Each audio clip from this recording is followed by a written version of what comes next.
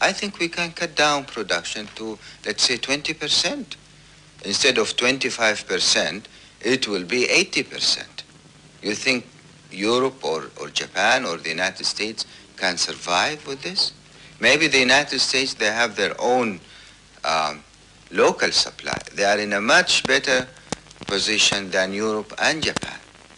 But I don't know to what extent Europe and Japan will get together and join the Americans in any kind of measures, because your whole economy will definitely collapse all of a sudden. If the Americans are thinking of a military action, this is also another possibility. But then this is a suicide. What happens if the U.S. resorts to force and occupies the oil fields in Saudi Arabia? There are some sensitive areas in the oil fields in Saudi Arabia which will be immediately blown up. By yourself? By your people?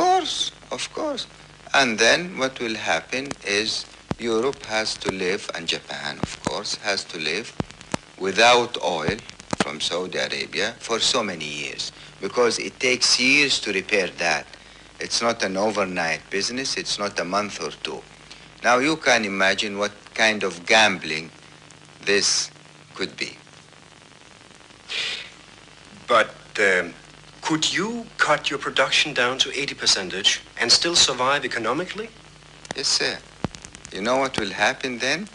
The barrel of crude, instead of being sold at, let's say, $3.50 or $4 from Ras Tanura, Saudi Arabia, it will be sold at $15 or $20. As a matter of fact, we'll get more income from a 20% production than from our present level of production.